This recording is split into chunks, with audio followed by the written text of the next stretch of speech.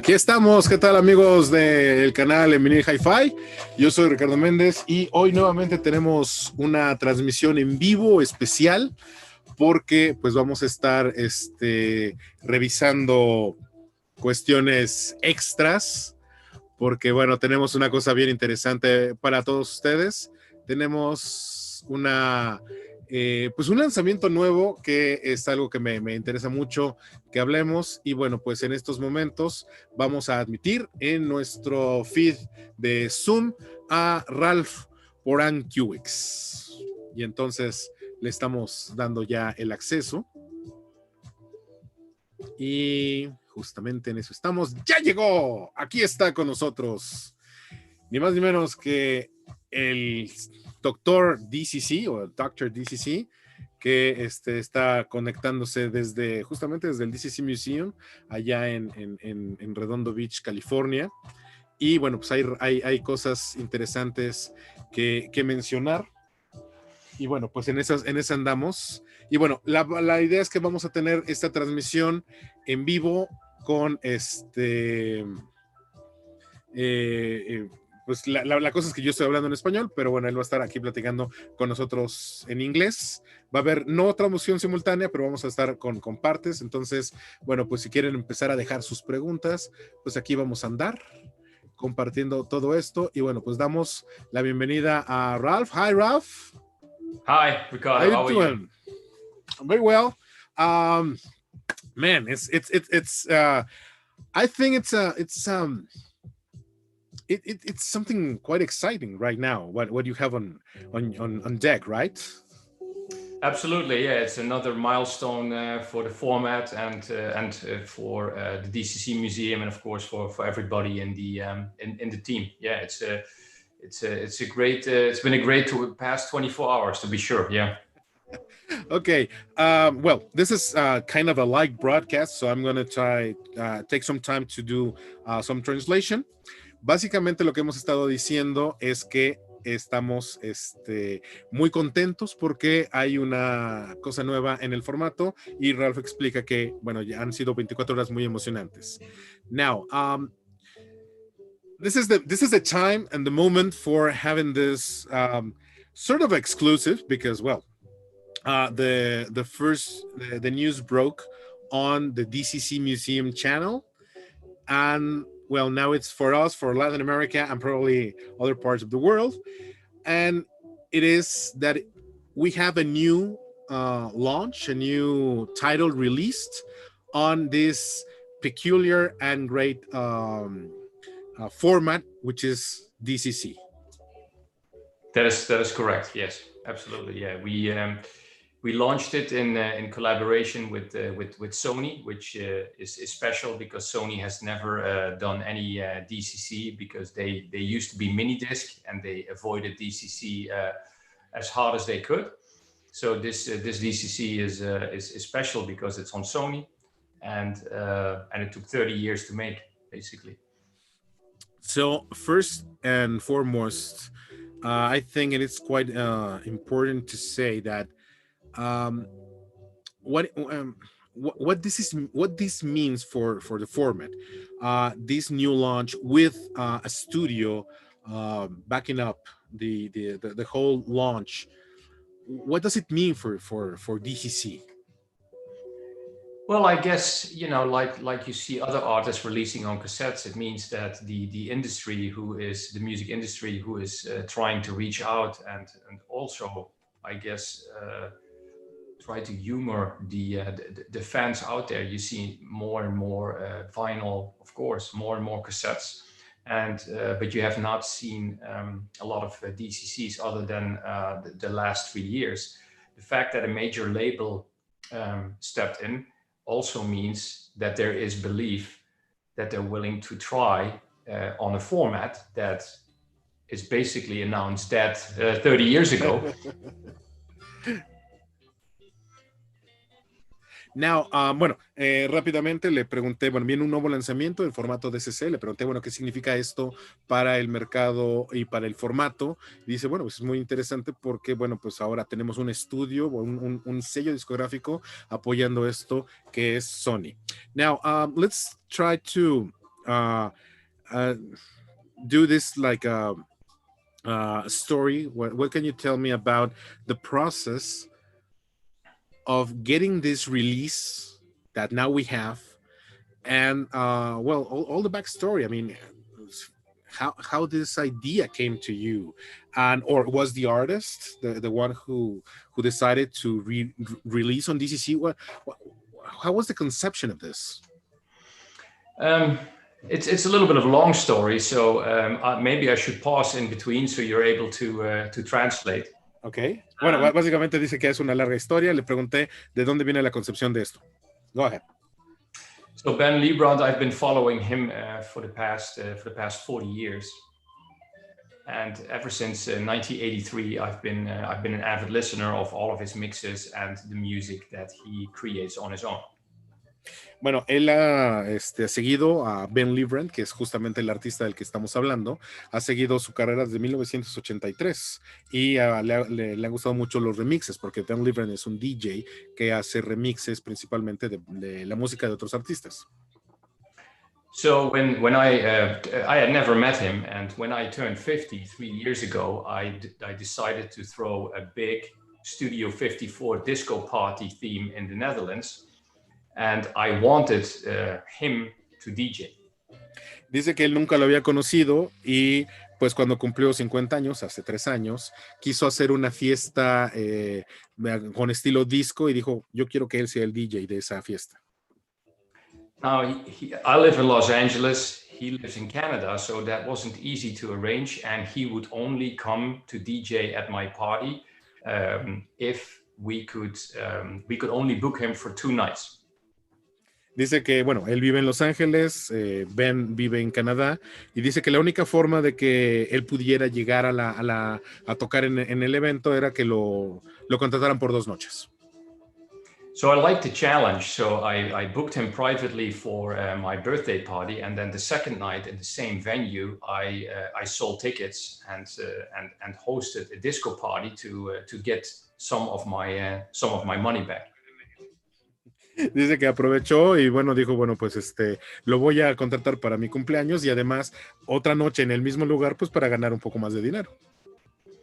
And because he liked the story so much, we started to develop a friendship. And in the past 3 years, he found out what the DCC Museum did.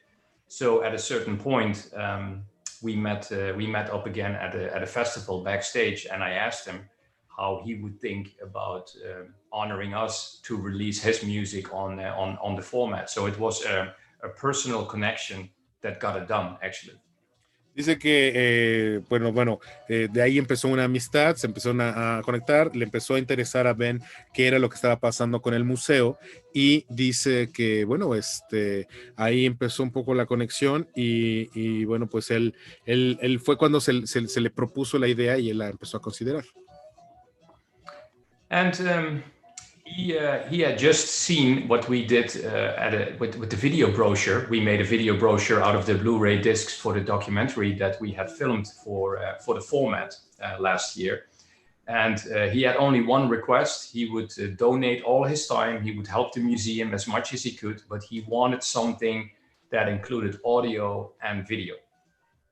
Y dijo que, bueno, él le revisó los videos que se hicieron del documental que se estrenó el año pasado y Ben dijo, estoy de acuerdo, yo los apoyo, solo que quiero no solamente algo de video, sino algo que también incluye el audio. So, we have a great team with Jeremy Hayden being involved in everything that we have released so far. And because we have sort of like free range. There's no industry telling us what to do because we can design whatever we want. So we designed a new DCC, but also a new DCC video box for him, basically from scratch. This didn't exist a year ago. Y dice que, bueno, han estado trabajando con Jeremy Hayden, que, bueno, Jeremy Hayden también es músico, y que él es el que se ha encargado de la parte visual, y pues ellos decidieron crear esta caja con un video y bueno, un nuevo formato bueno, no un formato, sino el nuevo empaque del DCC, que esto hace un año no existía. Yeah, and because the artist was so in favor of this project, it was him actually bringing us to Sony rather than the other way around. So it was a very unusual process. Y bueno, fue el artista Ben Librand quien los llevó a ellos con Sony. Y eso es algo completamente distinto al proceso. Just ask you, I mean, it has been other releases that the DCC Museum has launched. One was Jeremy Hayden, the other was a girl, I don't remember her name. Leslie. Angela, but those were their productions. I mean, there was no label involved, right? There is a label involved. Jeremy Hayden has a label that is called Causing Change. There are about 20 artists on there, and including Jeremy, who's by the way also used to be a Sony artist. So we have a record label that we can use, because you need a record label to release. You cannot just, as a private party, say like, go to Sony and say like, we want to release something. So you need EAN coders, you need the barcode. That all needs to match if you want to entry it the correct way. For instance, in the Discogs library. Bueno, le estaba preguntando yo que, bueno, pues ya había habido lanzamientos de otros artistas, el mismo Jeremy Hayden, y le pregunté, bueno, ¿hay una disquera involucrada? Y dice, sí, son disqueras un poco más pequeñas, pero tienes que hacer un lanzamiento con las disqueras porque necesitas que los códigos de barra y los catálogos sean congruentes con la industria, porque es la única forma de hacerlo. Yeah, and so we knew that there was interest. I have sort of a little bit of a scoop for you, although I can, because of legal complications, not tell everything. But before, 6 months before we signed Ben Librand, we were approached by Discogs, and they had a great idea to release the best-selling record ever on DCC, and they were willing to work with us. But after 6 months of negotiation with the band and the record label asked, I think, millions. And then the DCC would have cost $2,500, so that didn't work. But the good news is that we knew that people are watching us. That is what that's what this means, and that they're taking it seriously, and the rest is up to the band and the record label.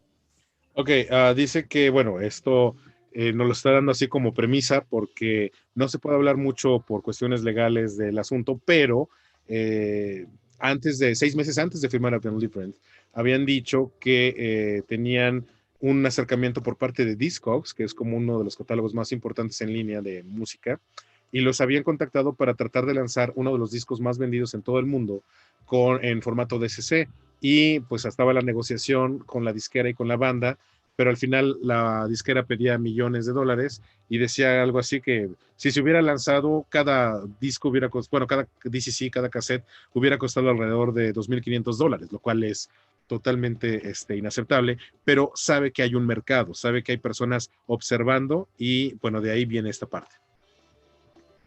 Okay, and you know, from the musical perspective, you see a lot of bands releasing on cassettes, but I must say all the compact cassettes that are coming out there, I don't know if you've listened to them, but the quality is not so great because you only have ferro tape. You don't sacrifice any of the audio experience. As a matter of fact, you're very close to the DAT material, what we release, because the technology behind DCC is, of course, totally different. It's digital and it's perfect. This DCC that we just brought out is absolutely sounding better on DCC than, for instance, CD. Sí, bueno, y dice que bueno, el material que se lanza en DCC no compromete nada de calidad, o sea, porque las cintas pues son de formato de óxido ferroso, pero el DCC es muy similar a lo que sería el DAT o el DAT, que pues es totalmente digital. La tecnología de DCC permite muchas cosas y ahorita se están aprovechando mucho de ello. Now, I mean, you spoke about the quality of DCC, and I mean, DCC was a format that short-lived in the early 90s. And back then had this capability that now we have and we enjoy with lossless audio formats. I mean, this release has this this feature that it's 98 or 48 48 kilohertz 48 kilohertz, which when people I mean, Blu-ray audio comes in 48 kilohertz, and which DAT. is and DAT, of course. So back then this format had that capability, which is awesome. I mean, yes and no. That's the recording technique that we used did not exist in this format 20 years ago. We had to create a new encoder, and it can only truly be done. The problem is, let me go back a little bit. Most masters are out there for 44 kilohertz. Everybody masters for CD quality. So if your master is in 44 kilohertz, you never truly can make a 48 kilohertz master. But by working with Ben Liebrand, who recorded this album fairly recently, his master was actually in 96 kilohertz. So if you are above 48 kilohertz, you can truly master into 48 kilohertz. We then had to create a new conversion software that didn't exist. We had to create new software to write it in this quality to the Philips players. And all of that, of course, was not available 30 years ago. There is now new software, new technology to do that. Bueno, básicamente me está dando la explicación técnica que yo le preguntaba. Bueno, el formato existió a principios de los 90 y ya tenía la capacidad de transmitir o de guardar a 48K, que es básicamente como se graban los Blu-rays y, bueno, formatos de alta calidad, el DAT, etcétera. Y me dice, bueno, sí y no, porque la forma en la que grabaron este nuevo lanzamiento que viene a esta capacidad de audio digital, pues en la época no se usaba, ahora se usa una nueva versión y se aprovechó mucho el máster que tenía el artista, que es Ben Liebrand, para poder masterizar a esta calidad de audio que no era posible antes. Yes, I think. Yeah. So, although many people think like, okay, who is Ben Liebrand? I'm pretty sure that all of your listeners at some point have heard something from him. I mean, you can name the artist, whether it is Michael Jackson or Prince or whomever he has mixed for everybody in the past 4 decades. And some of these mixes, like the current version that you most likely hear from Phil Collins, In the Air Tonight, that is actually always the Ben Liebrand version. His versions often are picked by the artist himself to be the top 40 hit. Bueno, está diciendo, bueno, ¿quién es Ben Liebrand? Y básicamente menciona, bueno, pues seguramente si han escuchado remixes de Prince, de Michael Jackson, de muchos artistas de los años 80, habrán escuchado su trabajo, porque Ben Liebrand es un DJ que ha hecho versiones bailables de muchos de estos éxitos. De hecho, la canción de Phil Collins, In the Air Tonight, es la versión que básicamente casi todo el mundo escucha, es justamente la versión de Ben Liebrand. Y bueno, este es el artista que están lanzando. And he's also the main reason why in the Netherlands we have so many famous DJs. If you see who he trained, who he mentored, you talk about Armin van Buuren, Junkie XL, DJ Tiesto. They're all quoted in various interviews that he inspired them to actually start mixing, and he has helped them in their careers. Y bueno, dice que, bueno, Ben ha sido la inspiración de muchos DJs, que es uno de los mejores, bueno, que es una de las razones por las que hay tantos DJs de Holanda, que, bueno, pues de ahí hay varios, Armin van Buuren, Tiesto, y varios DJs han dicho que Ben ha sido su inspiración. So on this album, Ben Liebrand went back to the dance funky disco sound, and he was able to ask his collaborators from the past to work on music now that he had composed. So James D. Train, Cerrone, those are all, if you're in the disco scene, in the 70s and 80s that these were the guys that inspired everybody, and they actually sing and play instruments on this record. Y básicamente nos dice ahora que, bueno, Ben decidió regresar a las raíces disco, funk y, bueno, trabajó material que él ya había hecho y le habló a otros artistas que si estás en la escena pues los podrás reconocer fácilmente y darte cuenta de que, bueno, esta es una grabación nueva de mucha calidad. Okay, so you want me to show you the box? Yes. Okay, show you a little bit. Yes, of course. Bueno, ahora nos van a mostrar un poco cómo está la caja, cómo viene el nuevo lanzamiento. Okay, so the DCC comes in a regular version and in a special edition. This is the limited edition. It is inspired by a box. If you would buy a very interesting watch like a Rolex, it would come in a similar box. So it's a little bit bigger than our hand, and the artwork is sort of like rubberized on top of it, so you will see no fingerprints. It feels like velvet, but the quality is razor sharp. Although that you can of course see that over a webcam screen. And then if you open the lid, in the lid the video screen appears. This album was created to capture the feel of dance music, instruments and recording techniques used in the late 70s and early 80s. Using live musicians and instruments combined with all the character of the sound of analog sequencers, remixed and mastered for DCC. This is iconic groove. Y bueno, básicamente nos dice que, bueno, viene una versión sencilla y la versión de la caja, que esta es la versión especial de la caja, donde pues es como una caja, como si fueras a comprar un reloj Rolex o uno de estos cosas tan finas que de repente podemos encontrar en el mercado. Y bueno, la impresión es maravillosa, se siente como terciopelo al tacto, pero no deja huellas, y al momento de abrir la caja, el video display o la pantalla empieza a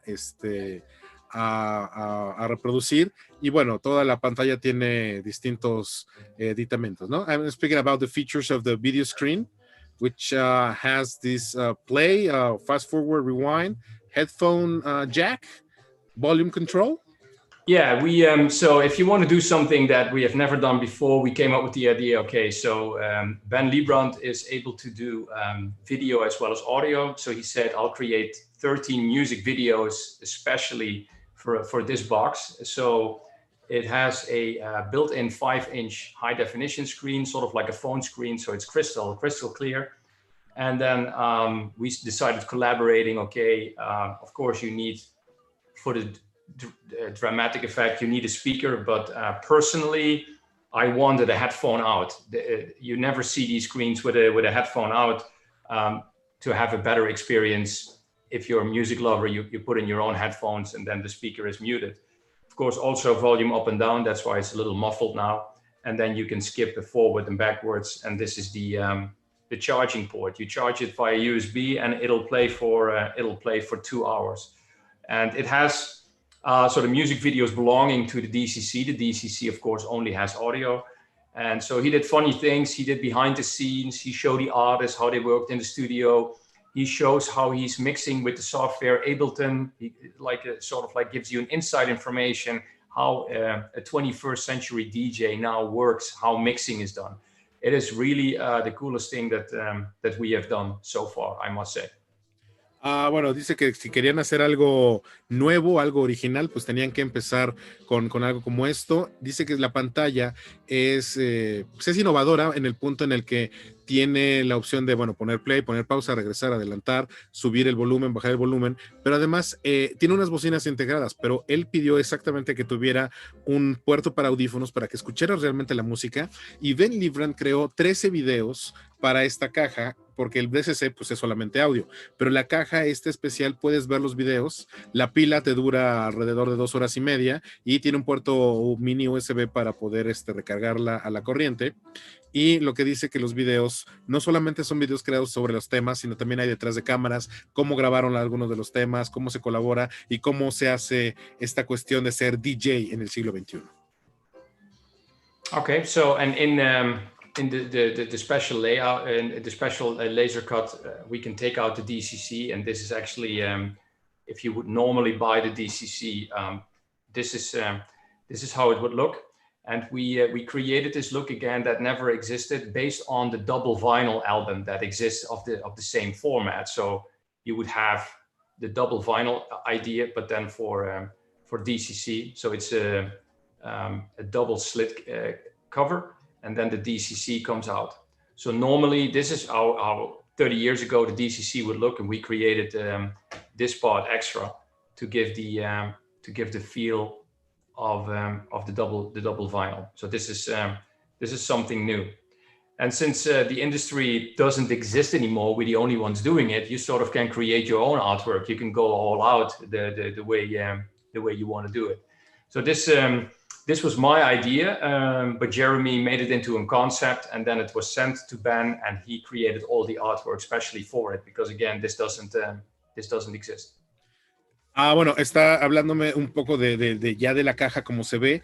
El cassette nada más es lo que lo compraría suelto, y trataron de imitar un poco la idea de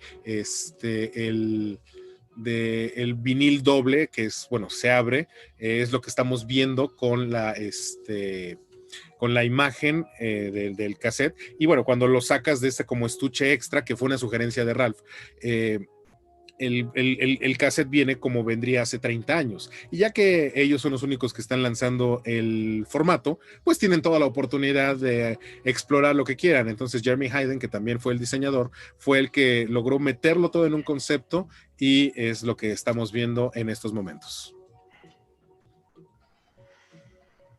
Okay, so the DCC was done in normally the DCCs are always in portrait mode, like this. We always do it in landscape, because some players will then show, if you're playing the tape, you will show the artwork. For instance, the Panasonic has a glass door. So this is how a DCC tape, of course, differs from a regular cassette, because it has this metal slider. In here is a chrome videotape. That's why you get the DAT 48 kilohertz effect. And the rest of the artwork is the same. It is the push package, so the CD slides out. 11 tracks.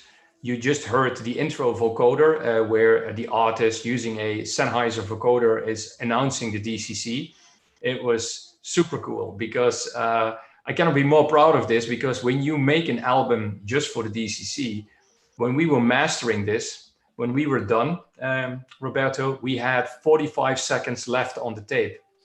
So I asked him, why don't we do a 45-second intro and use the last 45 seconds of the tape? So this is filled right until there is no more filling. So that's why track number 1 is 45 seconds intro. That's what we had left. Y bueno, dice que el arte, aunque viene en forma vertical, en el cassette viene de manera horizontal, porque hay algunos reproductores como un Panasonic que tienen como esta ventana, bueno, sí, como una ventana para que lo puedas ver y entonces lo puedas disfrutar un poco más. Y dice que, bueno, al momento de hacer el master de la cinta, quedaban 45 segundos, y al ser el primer lanzamiento en el formato, le dijo a Ben, ¿por qué no creamos algo de 45 segundos para incluirlo? Y es la introducción de vocoder, que es un vocoder Sennheiser, lo primero que escuchamos que se hizo extra para el DCC, ¿no? Eso obviamente no está en el vinil, no está en el CD.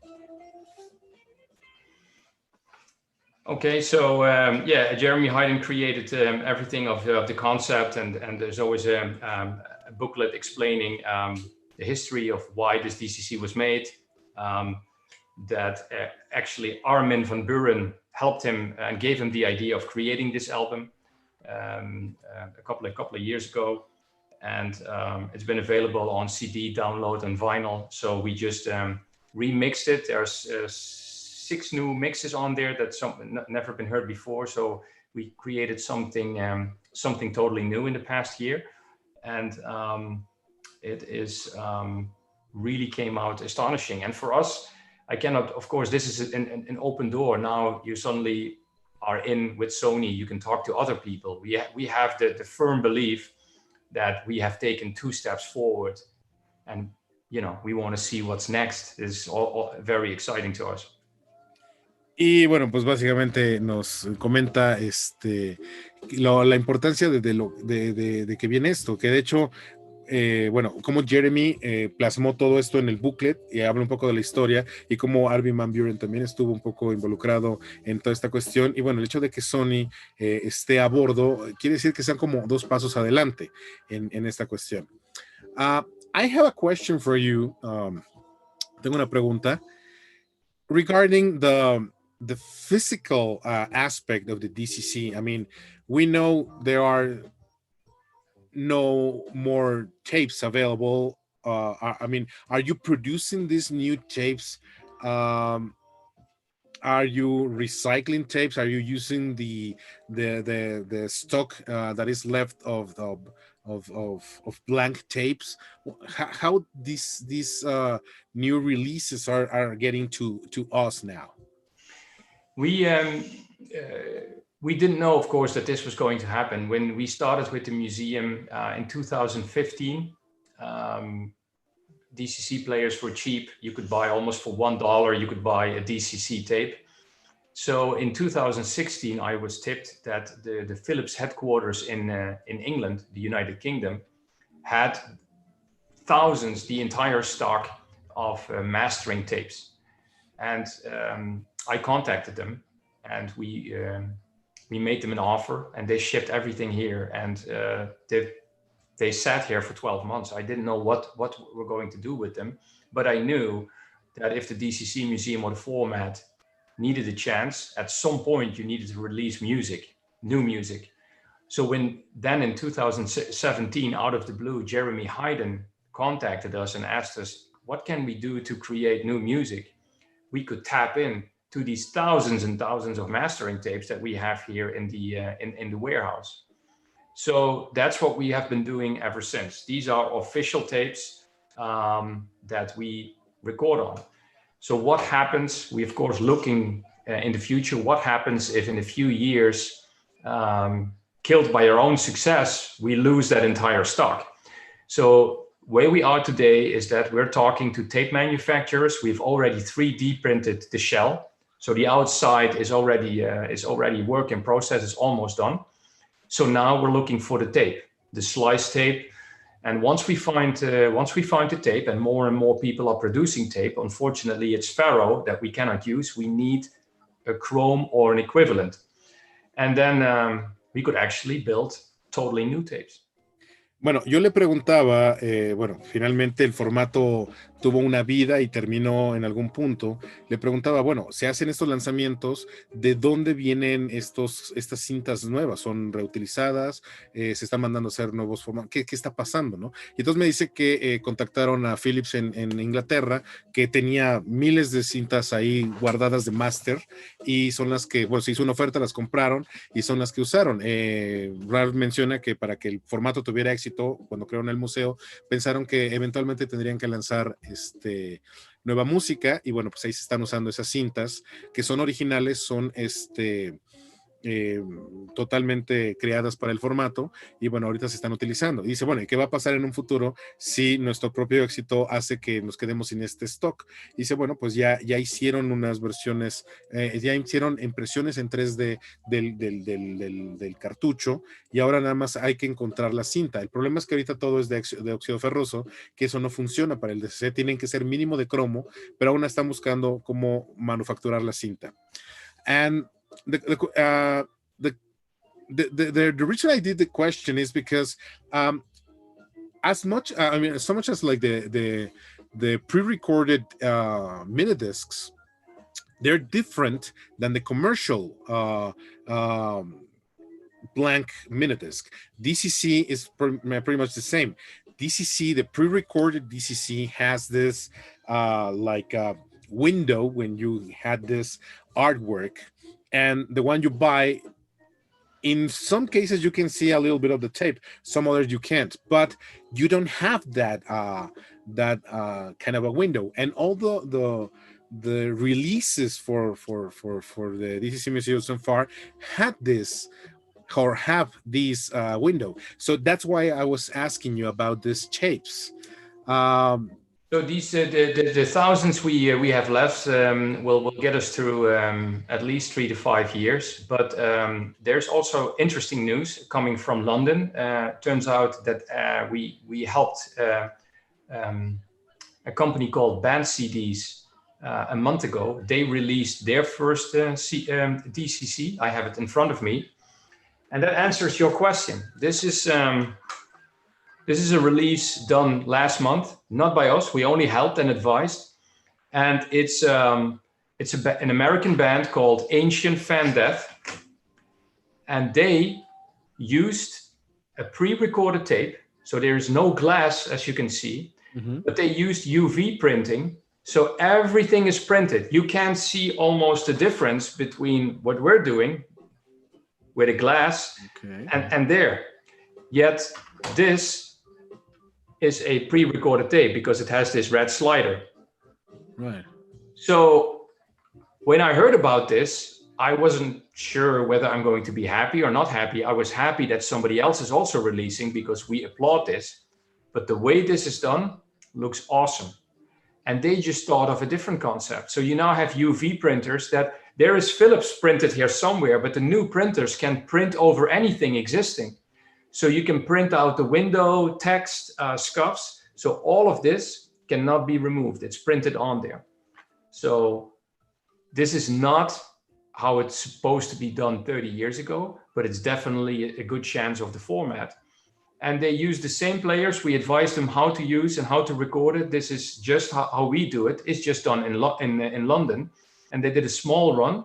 And the good news is that as of this month, they're in full production. And that means that every band out there that wants to release on DCC now can.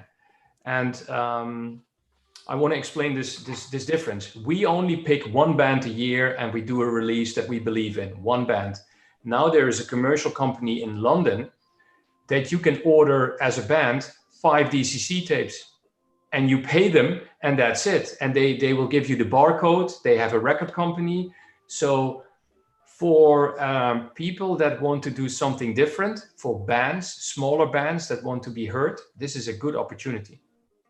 Wow. Bueno, le había preguntado sobre la diferencia. Pasaba en los mini discs que los originales tienen un acabado que no tienen las versiones que venden para grabar. Lo mismo pasaba con los DCCs. El DCC tiene una como ventana que no te permite ver la cinta, pero tiene todo el arte de la producción, y el que tú grabas pues no viene igual con esa ventanita. Entonces yo le preguntaba, bueno, ¿cuáles tienen?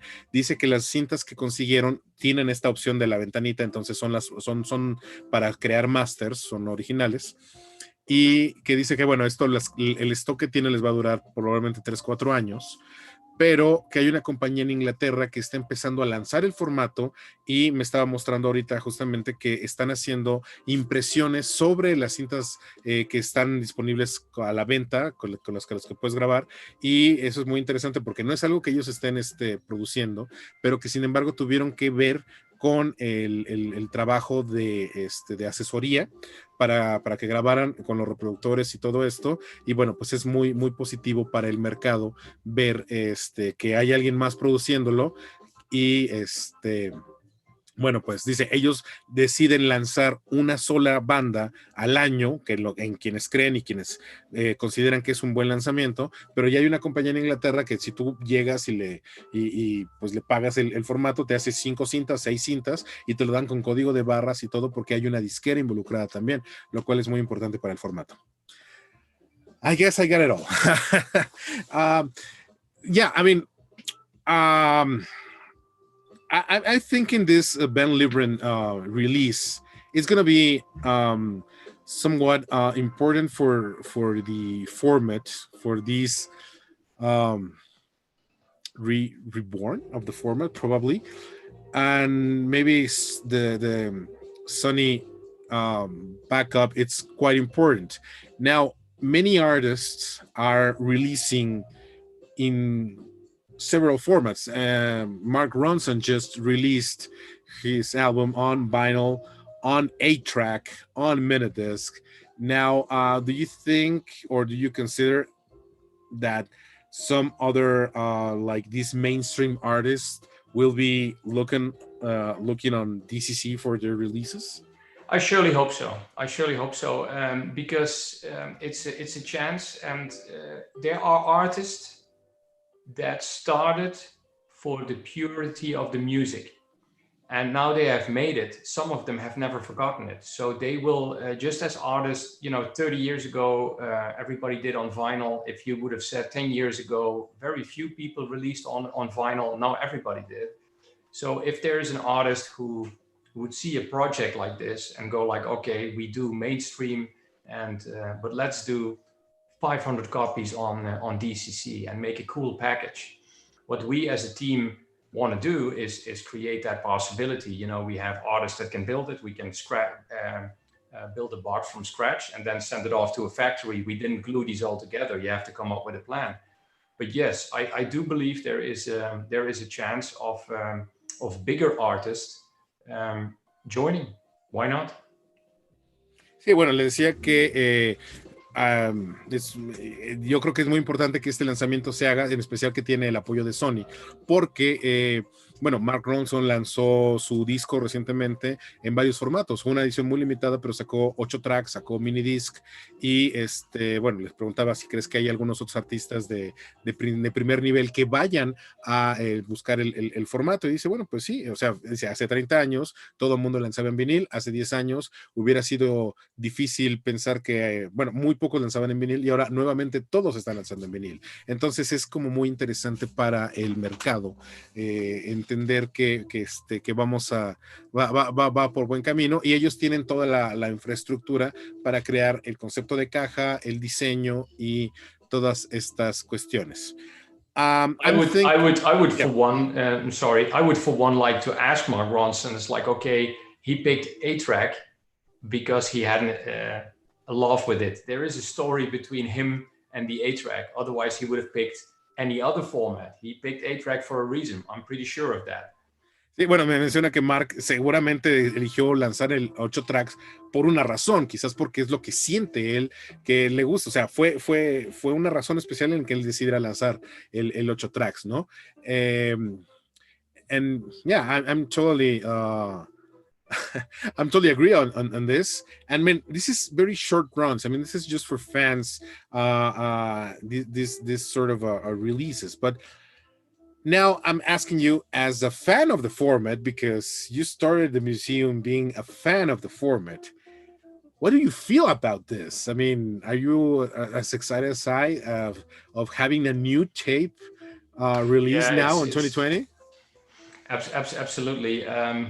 I've committed to this now full time. So since this year, I'm doing this full time. I basically quit my job and try to make this work. So when a project like this falls into your lap, you need to have your hands free. You need to have time. But I have almost not slept the entire week out of pure excitement.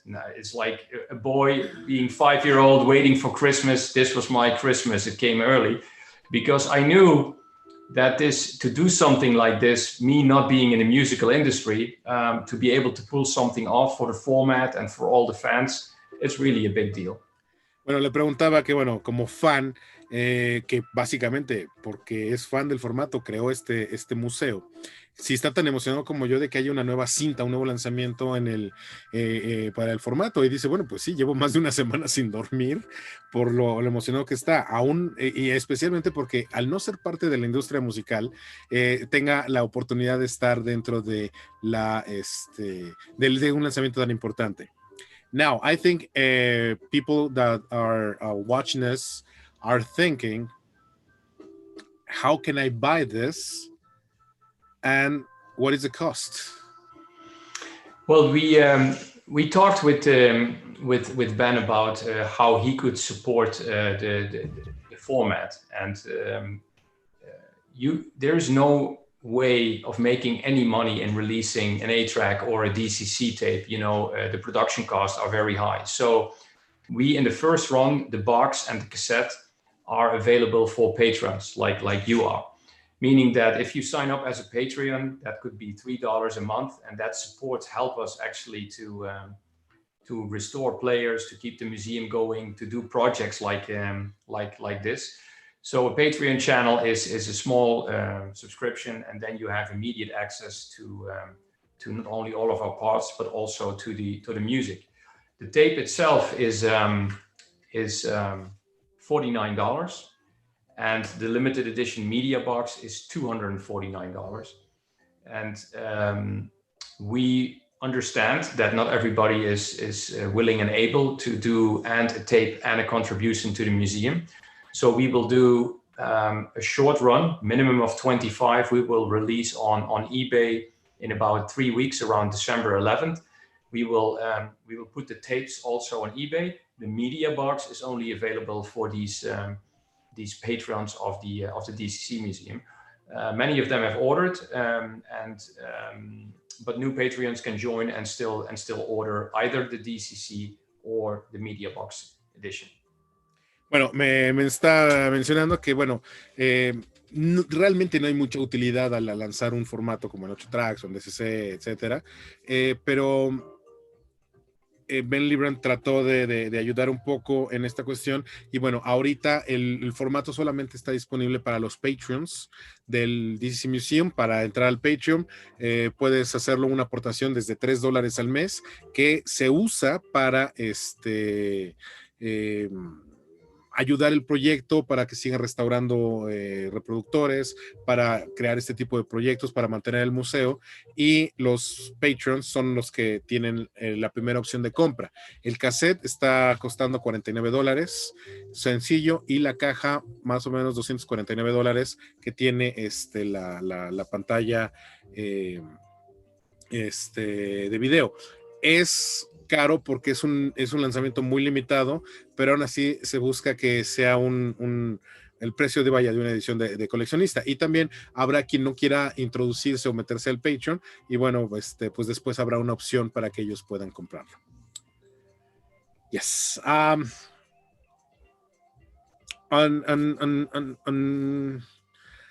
On this note, DCC Museum has been releasing tapes. As I said it before, are those available yet? Can people still buy them?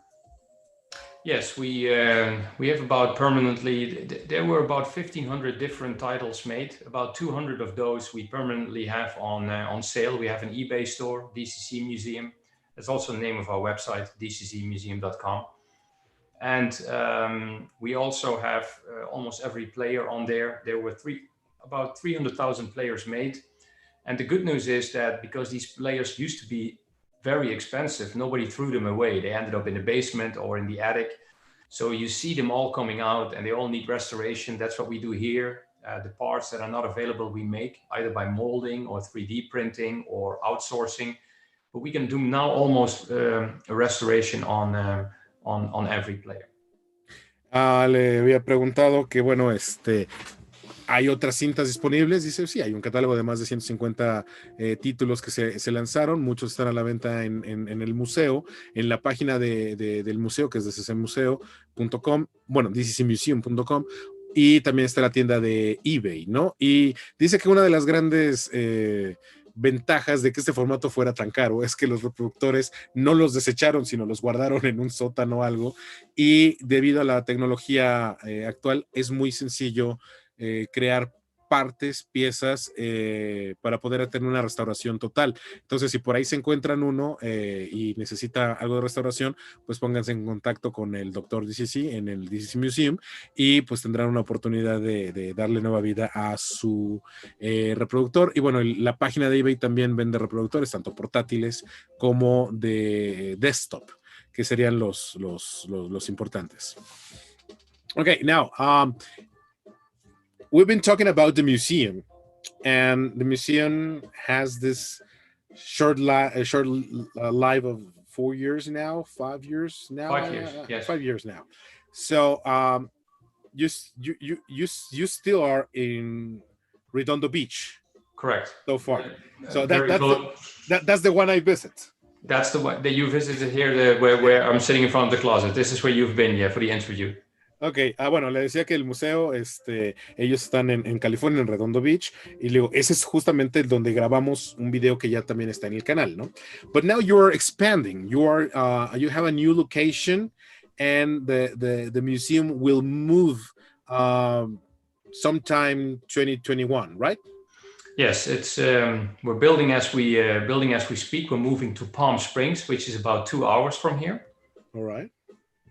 And the reason why we do that is because we need double the space. We can't handle it here anymore. We need more space for exhibit all the players, the prototypes, everything we have, but also for the technical department. The repairs are coming in from all around the globe for restoration, and in order to facilitate that, we just need more space. Bueno, decía que el museo se va a expandir, va a cambiar de locación, se van a mudar a Palm Springs, right? Palm Springs, yes. Palm Springs, sí, que está como a 2 horas de donde están ellos ahora, y bueno, pues lo hacen porque necesitan más espacio, porque pues hay más exhibición, se tiene que ampliar la zona donde hay reparaciones, están llegando reparaciones de todo el mundo, y bueno, pues necesitan, ¿no? Esto está creciendo bastante grande. Of course, now because of the pandemic, these plans have been like put on hold a little bit, right? But let's say you are expecting to have this running by summer, probably? Yes. And then the multiple reasons for it: business, private, everything mixed. But also, we're still hoping to do a big party, and to invite everybody, including members of Philips, etc., etc. We try to do this bigger. If we would do the opening anytime sooner, I think it's still questionable whether even during the summer we will be able to do a full opening. But at some point, we cannot maintain 2 buildings, so we have to put this up for sale while we bought that one. So it's fair to say that I think by July 1st, everything is moved. Okay, let's hope everything in the world gets settled with this terrible virus, and I hope I can be over there, of course, if I'm invited. Absolutely, yeah. We invite everybody, but all the Patreons like you will get special invitation to make this a fantastic day and evening, of course. Bueno, luego, él espera que todo esté listo para julio 1. Dice que ahorita, bueno, sería difícil lanzarlo porque quieren hacer una gran fiesta que incluiría traer a personas de Philips, etcétera, pero que bueno, más o menos esperan que para el 1 de julio, le digo, pues ojalá nos inviten, y dice, sí, claro, a los Patreons nos invitarían, y bueno, pues sería un placer estar por ahí en la apertura. I'm hoping this time the museum has a gift shop. Absolutely, yeah. Jeremy Heide is creating most of these for them. You were one of the few people that actually tipped me off that idea. Where you were here is like, I can't buy a T-shirt, I can't buy a hat, but the new museum will for sure have stuff like that for sale, and also tapes and stuff like that, because the museum is going to be free for everybody who wants to visit. And of course, the reason why we do every 2 weeks, we do a topic on YouTube about a restoration, about a player, is because we understand that we are in Los Angeles. Not everybody is able to travel the globe just to see this museum. So even if you can't visit, we will bring the museum to you by doing these videos, just like you do. Dice que, bueno, yo le pregunto pues, si ahora sí va a haber una tienda de regalos, porque pues yo me quedé con ganas de cuando visité el museo traer una playera que dijera DCC o algo así. Y bueno, dice que pues, un poco tomando mi idea, están trabajando con Jeremy para eso. Y bueno, el museo es gratuito, entonces todos los que lo puedan visitar tendrán esta oportunidad de conseguir cosas. Y bueno, para los que no puedan venir, el canal de YouTube está lanzando un video casi cada 2 semanas para llevarles el video, un poco el museo hacia todas las personas y hacia todo el mundo que tengan la oportunidad de visitarlo también y puedan crecerlo un poco más, ¿no? I want to show you here is my 600th, my DCC 600. So I have my repaired, that you fixed yourself. Yeah, I did. I did. But well, just showing this is my pride. This is pretty much almost every format. 8-track, minute disc. I have a compact cassette, DCC, CD, and right at the bottom, DAT. So I'm just showing you my pride and joy. Fantastic. Yeah, I've never seen it. We talked about it, and you showed me a picture of the 600, but I've never seen your setup. It's very nice. Yeah, and it sounds incredible. Now, I have this question. Bueno, estoy un poco presumiendo mi rack. I have the question.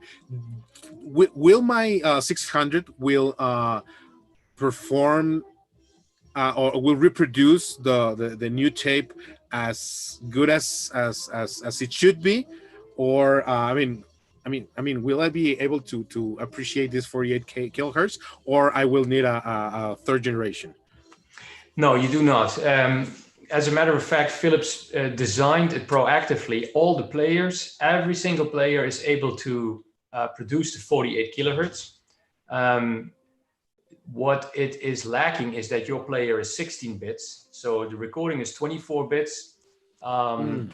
You will not be able to hear the difference between 16 and 24 bit that sharply. Okay. The third generations are, for instance, 18 bit, and the Victor right here is able to do 20 bit. We recorded in 24 bit. There is no player able to do 24 bit, but all of them, and this is the most important part, are able to do 48 kilohertz. So you can pop that in that tape in your player and it will play the 48 kilohertz, but in 16 bit. It will leave out the remaining bit, but that is not too big of a deal in the audio quality. All right. Bueno, le preguntaba si mi modelo 600, que es, the 600 is the second generation, right? Correct. Bueno, estoy diciendo que el 600, que es parte de la segunda generación de reproductores, sería capaz de reproducir la nueva cinta que se grabó a 48 kilohertz y 24 bits, si sería posible reproducirla. Me dice, bueno, lo va a reproducir, los 48 los tiene, pero casi todos los reproductores tienen decodificación a 16 bits, lo cual sigue siendo muy bueno, pero no se notaría tanto la diferencia. Y dice que, bueno, aún el Victor que tiene atrás, que es de los últimos modelos, lo más que llega a reproducir es a 20 bits, o sea, ni siquiera a los 24 bits, pero se está grabando al máximo del estándar, y aún así, pues, básicamente me dice que va a sonar precioso, ¿no? Basically, you're saying it's going to sound beautiful. Absolutely, yes.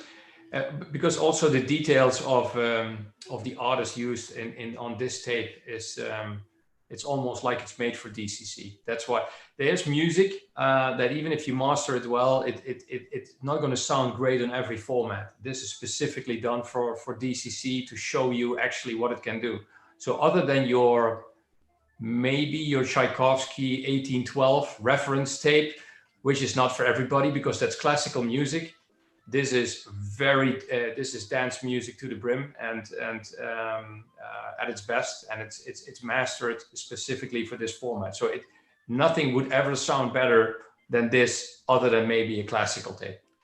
Bueno, me estoy diciendo, va a sonar hermosa, ¿no? Y me dice que sí, efectivamente. O sea, dice que esta cinta prácticamente está diseñada para el formato del DCC, y esto sería como la obertura 1812 de Tchaikovsky, que sería como una cinta de referencia en donde puedes demostrar realmente qué bien se escucha, ¿no? Obviamente con las diferencias. Tchaikovsky es obviamente música clásica, el DCC, esta cinta nueva es dance music, pero va a tener toda esa profundidad o ese uso del espectro que haría que suene mejor.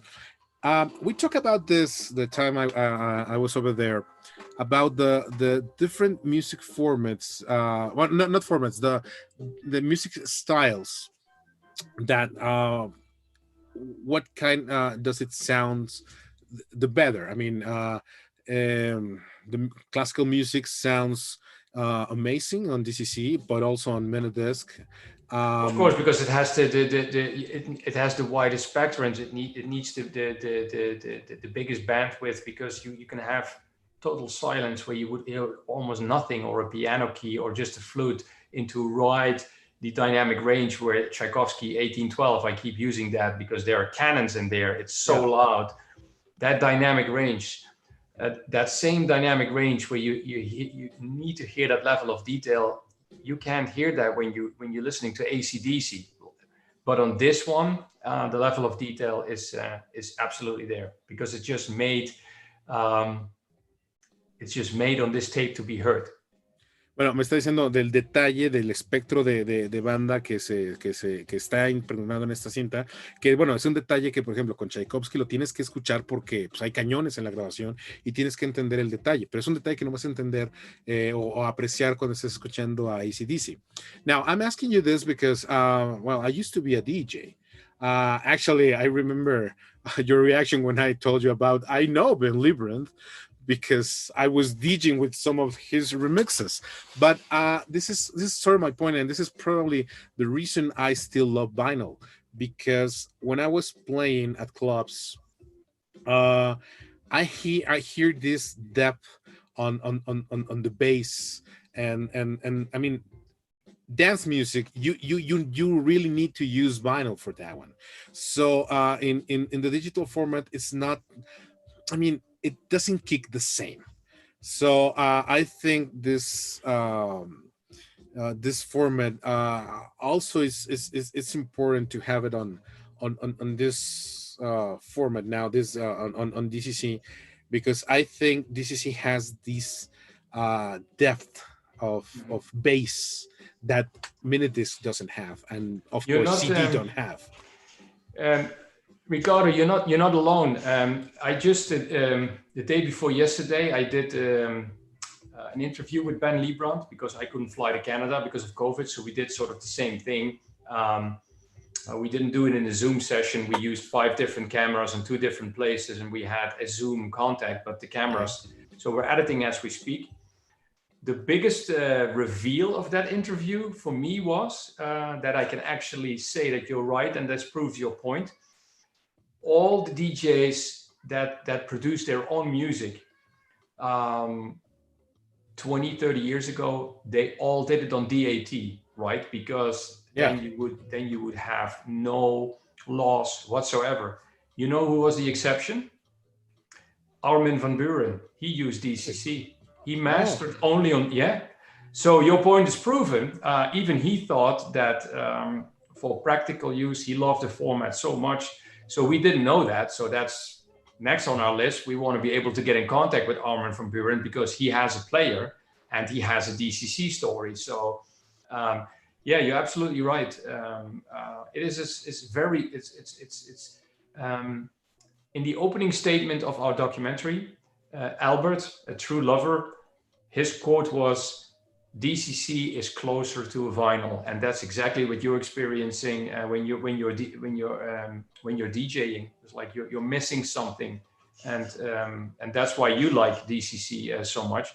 I can't say whether Minidisc has it or not because I'm not qualified enough to say that. But I'll tell you that in blind tests where they would take a student from a conservatory school, a violinist, a pianist, somebody playing an instrument, and they would blind test them CD versus DCC, mastered the correct way, they would always hear it. I have a tough time hearing the difference. I have the testing machine right here that Philips used to do these tests.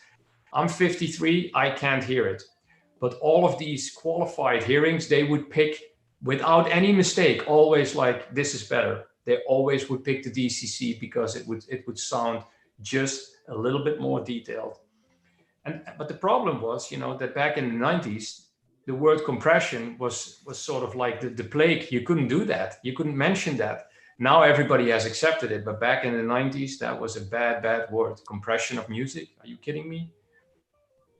Yeah, I mean, it was so revolutionary back in the early 90s that, I mean, I don't know. I mean, technology grow at incredible rates. I mean, it wasn't walking; it was running and jumping, and all of a sudden, pretty much every format was replaced like 2 years next to the other one. So we really never get the chance to enjoy the format.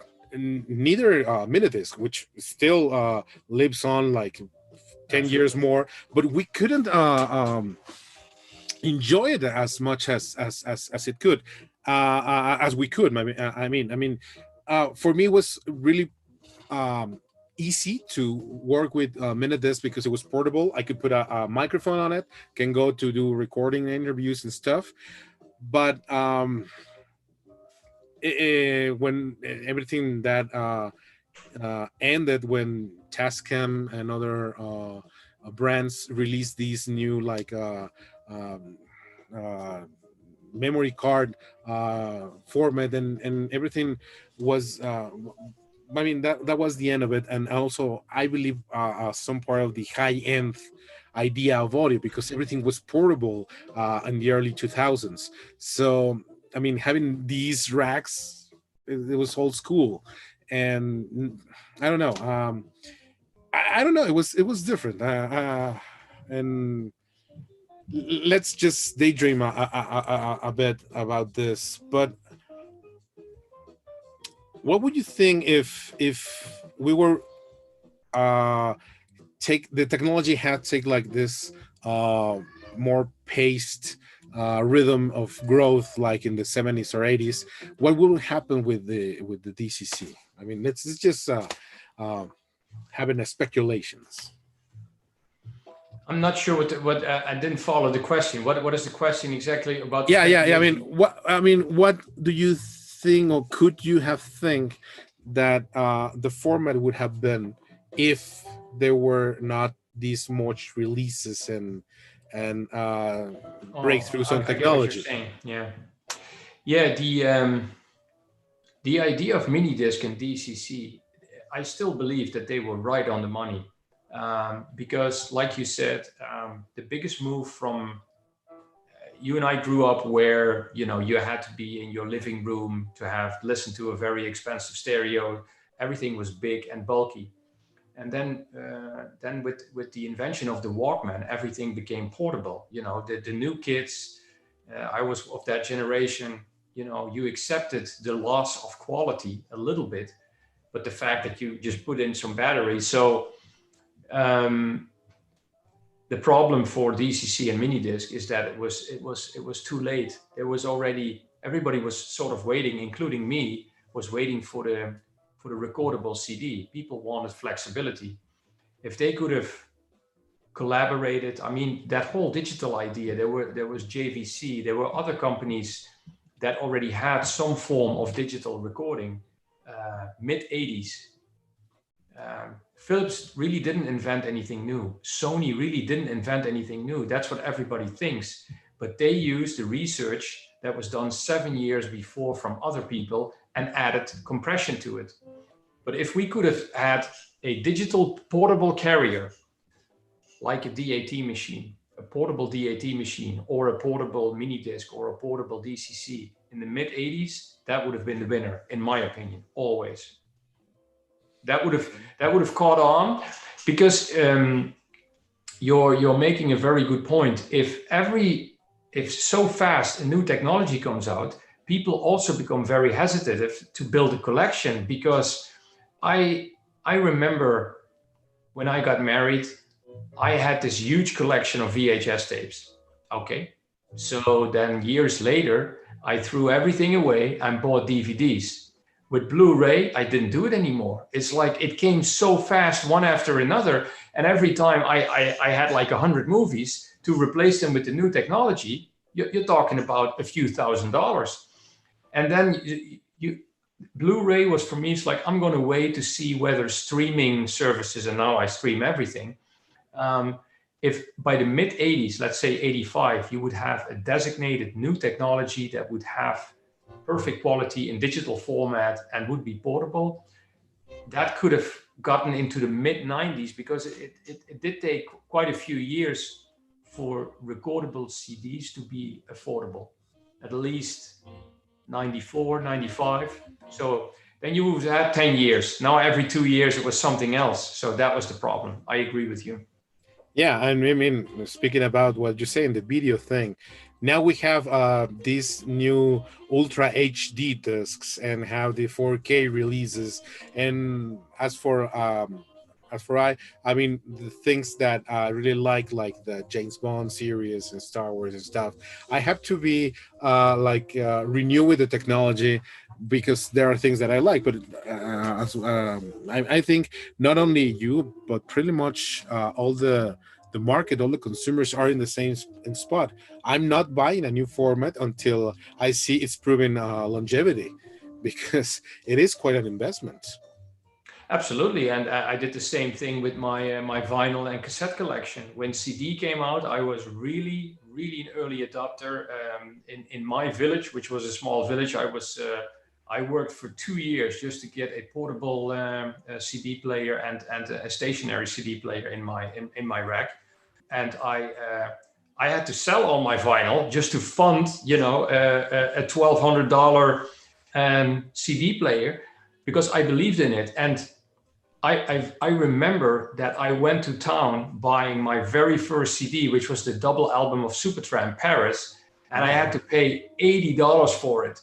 But we're talking about $80 then. For me, that was like I made $100 doing a newspaper route a month. So I had to do an entire month of newspaper route to get my very first CD. So I was, you're dedicated, you believe in that. But as things progress, you do the same thing. You buy maybe the 4K edition of Star Wars and stuff, but it's now narrowed down to something you really like. Exactly. James Bond, Star Wars. You're not dreaming of doing 200 discs like that, because that'll cost you a fortune. And that is money you can spend on other hobbies, right? So I get what you're saying. Yeah, and well, on that note, actually, I never upgraded my vinyl collection because by the time my father had this quite big collection, so I mean, by the price of the CD back then, and say the vinyl sounds good, so let's keep the vinyl and let's buy new things on CD. So collections by that time were growing at, but well, not at the same rate, but it were never was replaced. That's probably the reason why I'm now stuck with like 7,000 vinyls or something like that, and I still buy it. It was a smart thing to do, because I bought everything back, and I got 25 cents when I sold it, and now I have to pay full price again to buy these albums back, because right now I have all my vinyl collection back. And you had the original presents back then, and now you probably have reissues. Yeah. So, well, I mean, if only we knew, right? Yeah, that's not fair. Hindsight is always 2020. And to be honest, when 15, 20 years ago, somebody would have told me that this would happen with vinyl or DCC, I would have most likely told them that they would have to go to the hospital to get checked out, because that is not. But people have this, and it's designated. I see that the almost all of our fan group, I would say 70 to 80% is between 40 and 55. So it's people who remember, who miss, the tangible feeling of actually opening a booklet, looking at the vinyl, reading what the artist has to say. I didn't do that when I was younger, to be honest. And now I do. I want to know what he has to say. Why did he make this album? So I think it changed a little bit. My daughter of 17, she experiences music in a different way. So. Yeah, and that's quite interesting to know that. I mean, you getting to see their perspective, the younglings, the perspective of the. I don't know if I told you that, but that was right around the time you were here. I was invited to a high-end audio show, so I had a booth. They gave me a booth for free for the DCC Museum. So I brought the equipment, I brought the tapes. Half of the people visiting me, it was a huge success, but half of the people visiting me were, of course, under the age of 30. And most of them asked me, wow, is this a new technology? digital tape. It's like, no, it sort of died in '96, right? So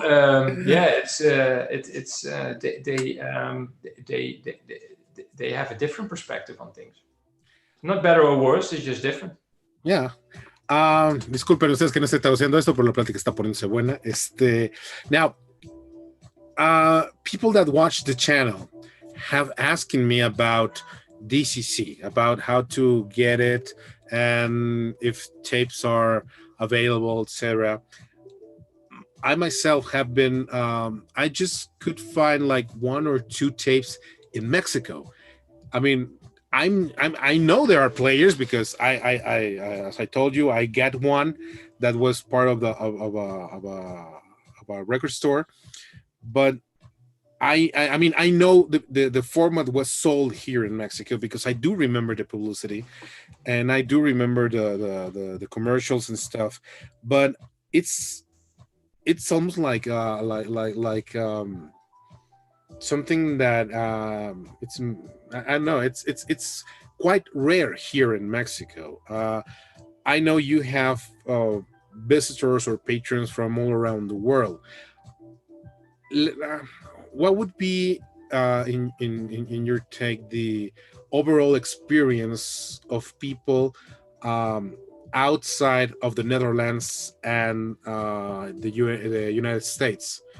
What I mean, people have approached you with kind of like this thing that it's not available in their countries, or absolutely, yeah. You see a lot of questions coming from South America, Australia, China,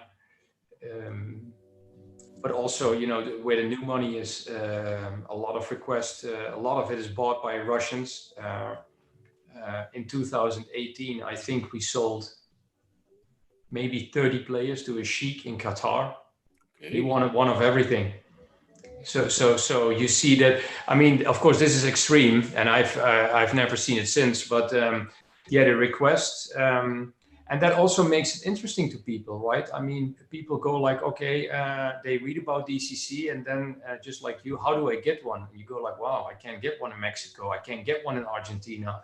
I can't get one in Portugal. It's harder depending on the countries, and the reason for that is it has also something to do with economic reasons. DCC players were not cheap by any means. Yeah. I remember I couldn't afford one when it came out. It was roughly about let's say 1,000 guilders. Let's transfer that to make it easy. Let's say $1,000 in the United States, in the Netherlands when it came out. Back then, my salary was $1,200, and that was before taxes. So, if you, Ricardo, now would take your salary of a month and you would spend that on a new player, I think you have to talk to your wife or your girlfriend or whatever. You just don't do that, right? I mean, so. Now these things have become more affordable, but back then, so if you then go to countries where the average population is not making these amounts of money, no wonder that in certain parts of Europe, South America or Mexico, they were available. But I'll tell you, you had to make a lot of money in Mexico to be able to afford a player like that. So it was not very common. I think it's the same thing with a professional DAT player. They are in Mexico, but not a lot. Not everybody could afford one. No, actually, I don't think people in like a home audio had it. I mean, the studios had it, the recording studios, the professional radio stations and stuff, but not people. I mean, not audio enthusiastic. I don't think they have it, or if they have, well, because they were loaded, right? Yeah, that's the difficult part. But I mean, you imported your players, right? I mean, other than the one you got from the record store, your 600 came from overseas, right? Yeah, I bought it Germany, I believe. Mm-hmm. Yeah. Yes. Actually, I did a conversion, so because it was 220, and we have here in Mexico 120 volts current. So I did the change up, and the 300 had the switch because I also got a 300 from, I think, from the Netherlands. But I mean, it wasn't that expensive for me, like 2 or 3 years that I got them. But I don't know, maybe the popularity of the format, maybe Tecmon, I don't know, but somehow the prices are higher right now, but still it's affordable at some point.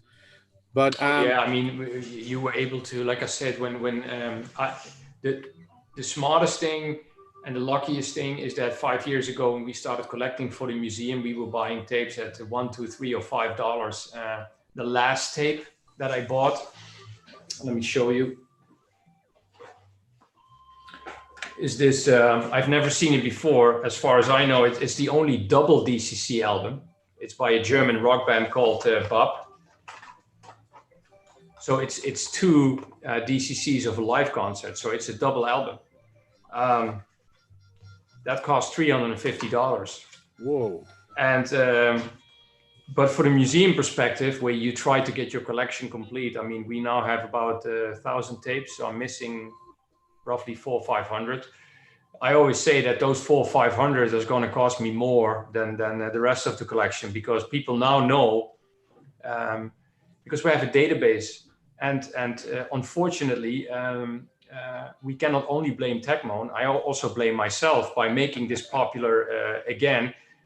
What happens is people go to our website, look into the database. If we don't have the tape, they email us and they say, like, want to buy it? It's $100. It happens more than you know.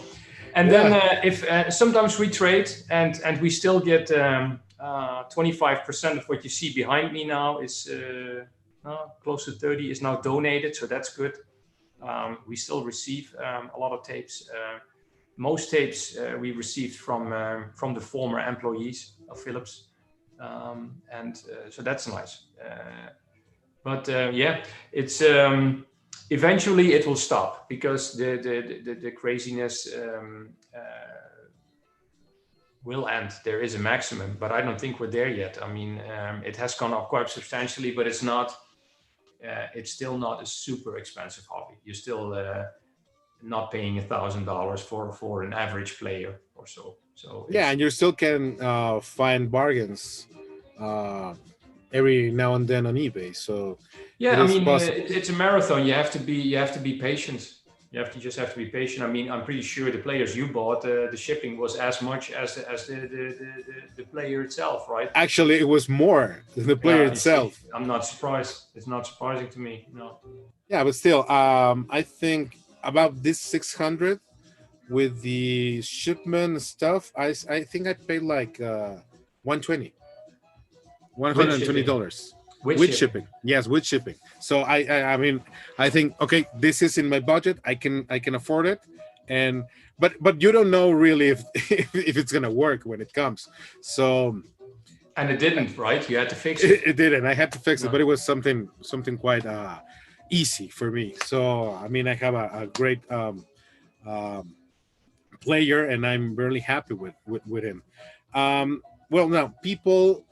So we will probably would like to find this, and what do you think is the best recommended way? Trying to look in a player and tapes on eBay, on the DCC Museum page. What do you think it's the best way to get into this? There are two approaches. If you don't have your level of skill set, that you're willing to take the risk and to take a screwdriver and take a peek of what's going on, and you feel comfortable with that, then you cannot gamble it. You will have to buy a restored player. Otherwise, all these players need work. If nobody has touched them, it means that you need a gear, you need pinch rollers and stuff like that. And it's not, unfortunately, always basic. For us, most team members are very skilled right now, but the price difference is huge. So where you could buy a gamble player for $200, when we restored it, it's more likely $400 to $500. So it depends on your budget, and eBay is a good chance, because if you buy an eBay player and somebody says it's working, at least you have 30 days of guarantee. Most people don't know that if you buy a player and it fails within 30 days, you can send it back. Well, when they say, I mean, most of the times they put sold as is. Yeah. So that includes that warranty. I mean, yes, yeah. Most people don't know that. If you say as is, but you have claimed that you put in the tape and it's working, it's that as is doesn't count anymore. And you know what? Even if it arrives, it works, and after 29 days it stops working, you can still ask your money back or send it back. eBay demands 30 days standard warranty. Most people don't know that. I didn't. No. Wow. So only as is works if you say untested. Now, if somebody, this is my golden tip to all your listeners and to you, if it says untested, don't buy it. It's just another slang of it's not working. In my experience. Well, I had good experience on that part, not with DCC, with other equipment, but well, it's a gamble. But I mean, if you're gonna, I'm not talking general. I'm talking DCC. It's just right. Okay. And I'm not of course afraid of stuff. But when you have a bad head, I mean, I know that your DCC 600 still has the original gear. At some point, that will fail. But that after you have done your repair, that's an easy fix. At least now we have a gear. Yeah, and thank God for 3D printing, right? Yeah.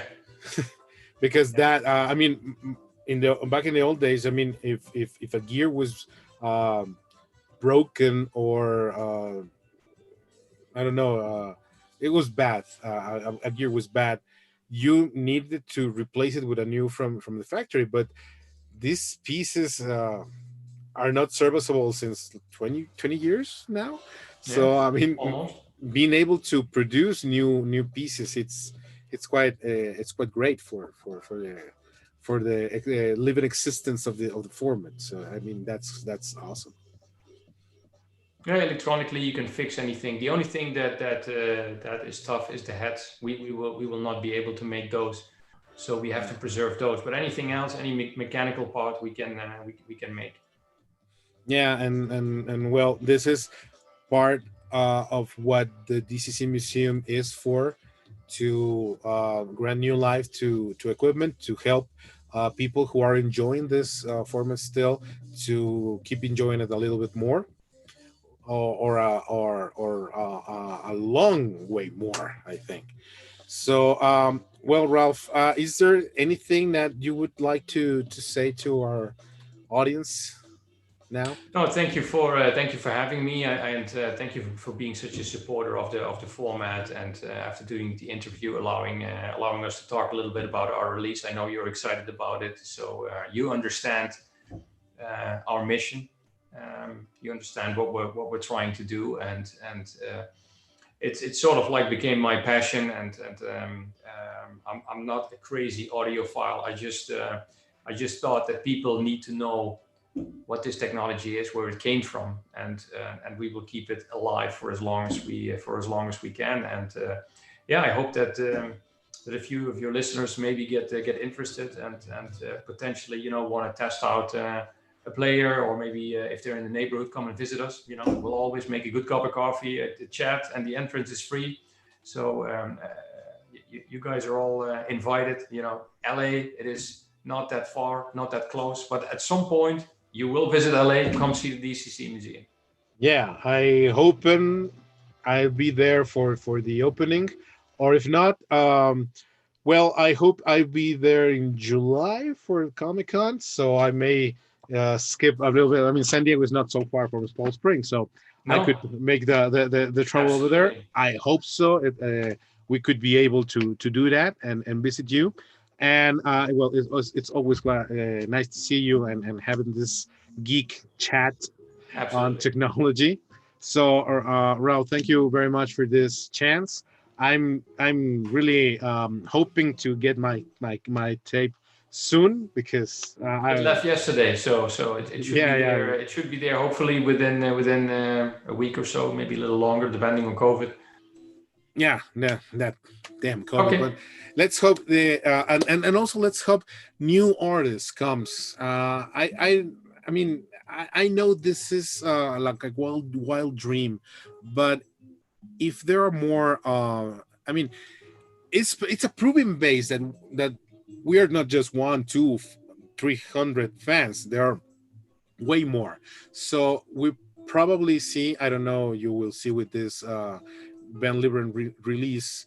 But if there's like a market for this, probably Sonny will be interested in doing maybe not new launches, but some of the very precious part of their catalog, because Sony has a great catalog. I mean, Yeah, and they of course, I didn't know that we do this differently from the music format. Most smaller artists, they have to take a loan from the record company in order to produce anything, right? right. And we tell the artist, don't worry about anything. We pay for everything. The production cost, the artist has zero risk. All they deliver is the music. I didn't know this until Jeremy told me this. So I am convinced, and maybe I didn't make much, but let's say that you would have a band like Mark Ronson or the Police or the Dire Straits or somebody that is a big name, or even something from today's top 40, right? That you would have a Jay-Z producing on DCC. It would spike the interest. I mean, then all hell would break loose, because I'm pretty sure that people would buy the tape because they like the artist, and then find out I don't have a player, and then you buy the player, but then you also need more tapes, and then before you really would elevate the level. And if there is ever a chance on taking it one step further to go from these artists to building a new player, you would first need the artist and to create the spike. And it just takes one. I mean, you know, if you would have told me that 8-track would be a thing, I mean, I have an 8-track player here. Is like it's the messiest thing ever, but it has its charm. And it just takes one bigger artist that would release on it, and then before you know it, you have the media attention.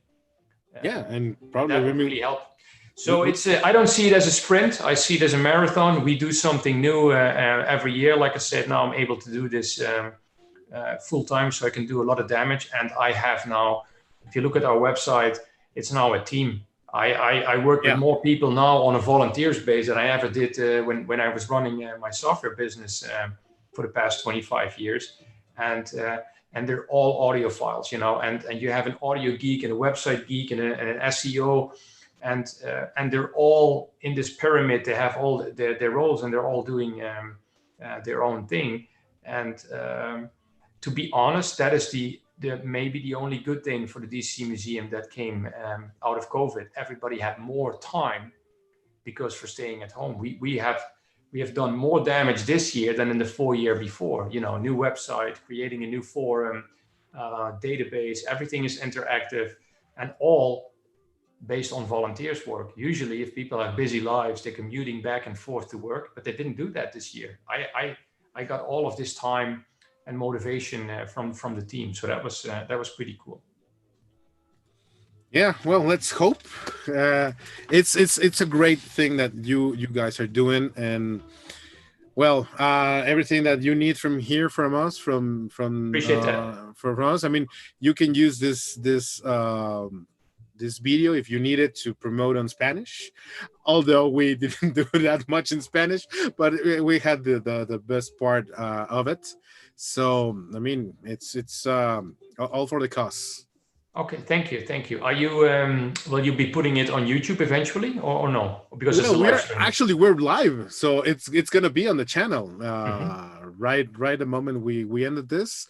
It's on the channel, so absolutely looking forward to that. Yeah, I mean it's now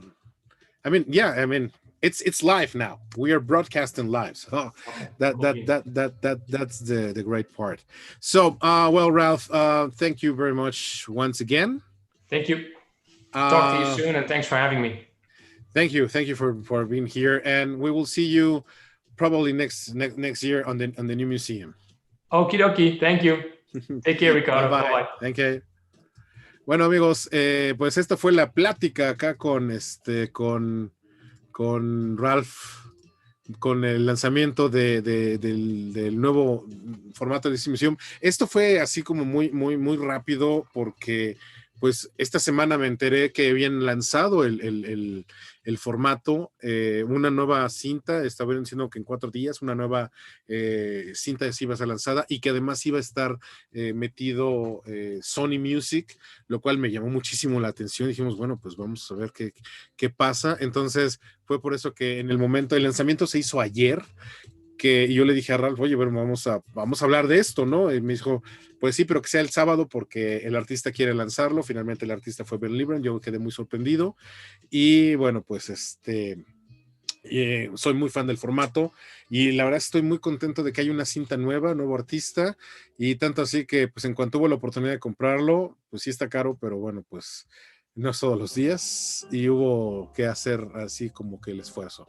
Entonces, bueno, pues ahora sí, perdón que no había leído sus comentarios, pero pues es que entre la plática, entre que medio traduces, medio que no, sí estaba medio extraño. Entonces, bueno, pues quiero saludos desde Chile, nos dice Christopher I. Leandro Escudero dice alto formato. Francisco Javier Esguerra pregunta, who is that guy? Bueno, pues ya lo pusimos acá en el chat, en el comentario fijado, es Ralf Porankiewicz, que es el director del DCC Museum. Y bueno, también saludos, Sonia García nos dice saludos, Luis Dector dice, esto es muy caro. Pues ya hablamos un poco de cuánto cuesta más o menos el formato. Sí es caro, pero vaya, finalmente pues también es como para audiófilos ya, ¿no? Y todo lo que sea de audiófilos es carísimo, entonces no es tan caro como pudiera ser algunos otros formatos o equipos. Tandeo Cantoni dice, el DCC era un formato creado por Philips, ¿es correcto mi aseveración? No recuerdo bien. Sí, fue creado por Philips y por Matsushita, que técnicamente Matsushita es Panasonic, que es Technics, y así es. Tadeo Cantoni decía cinta digital, y ahora Beleo 13 dice, hola Ricardo, qué buen sábado con esto del DCC y el release de James Taylor. Claro, James Taylor también sacó disco, de hecho, pues toda la semana he visto posts también del nuevo disco de AC/DC que ya está disponible en tiendas, y bueno, es interesante que bueno, pues bandas de antaño están regresando, y bueno, pues ahora en un formato está regresando, lo cual se me hace súper interesante. Y pues bueno, está bien interesante la cuestión acá, pues el lanzamiento, ¿no? Lo cual me tiene en verdad muy contento. Entonces, bueno, pues si hay algo más que comentar, que quieran pues comentar, pues aquí estamos. De hecho, ya estamos terminando ya la transmisión. Gracias por acompañarnos, por acompañarme en esta versión. Sé que hay pocas personas, perdón nuevamente por no estar traduciendo todo, pero bueno, la plática estaba buena y pues se logró el lanzamiento. Nos mostraron el formato, la caja especial que viene con estas ediciones especiales con el video y todo esto, y pues el puro cassette. Yo nada más compré el puro cassette porque pues sí está $250, y es algo impensable ahorita, pero bueno, lo importante es la música, y además, y esto no lo hablamos, pero el DCC tiene la opción de poner como las letras de las canciones. Entonces no estoy seguro si mi reproductor las va a poner, pero hay algunos que sí te pueden demostrar la canción, la letra. Entonces en algunos va a venir así la función, y entonces bueno, pues está importante, está interesante, y bueno, nuevamente es bueno y divertido que haya un nuevo lanzamiento en DCC. Pues muchas gracias a todos por acompañarme en esta edición de En Vinil Hi-Fi. Gracias por estar aquí, y bueno, pues nos vemos en la semana y más adelante con más de esta transmisión de este canal, con formatos, con cosas que tenemos preparadas ahí, más visitas a tiendas, etcétera. Yo soy Ricardo Méndez, compartan los videos, échense el like, pónganle sus comentarios. Gracias en verdad por estar conmigo en estos días. Y bueno, pues aquí dice saludos, aquí Iván de Rexo, muchos saludos, Iván. Y bueno, pues ya estamos pues terminando esta transmisión. Muchas gracias por su compañía y nos vemos muy pronto. Ustedes siguen aquí en el Hi-Fi y nos vemos muy pronto. Chao.